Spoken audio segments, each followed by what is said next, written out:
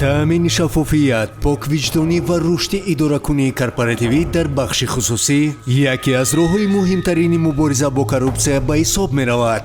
бо ҳамин мақсад агентии назорати давлатии молиявӣ ва мубориза бо коррупсияи ҷумҳурии Тоҷикистон 12 декабри соли 2025 дар меҳмонхонаи Srowne Palaza шаҳри Душанбе форуми байналмилалии таҳти унвони Муқовимат ба коррупсия дар Соҳаи Тиҷоратро баргузор менамояд. дар форум намояндагони ҳукумат, вазорату идораҳои иқтисодӣ, мақомоти ҳифзи ҳуқуқ, судҳо, тоҷирон, сохторҳои ҷомеаи шаҳрвандӣ, ташкилотҳои байналмилалӣ ва меҳмонон аз кишварҳои хориҷӣ иштирок хоҳанд кард. аз соҳибкорони фаъол ва намояндагони бахши хусусӣ даъват карда мешавад ки дар ин чорабинии муҳим иштирок намоянд. барои ба қайдгирӣ то 10 декабр метавонед ба рақамҳои 88 3063 29 ва 91 976 0046 ё ба почтаи электронӣ info@anticorruption.tj муроҷиат кунед.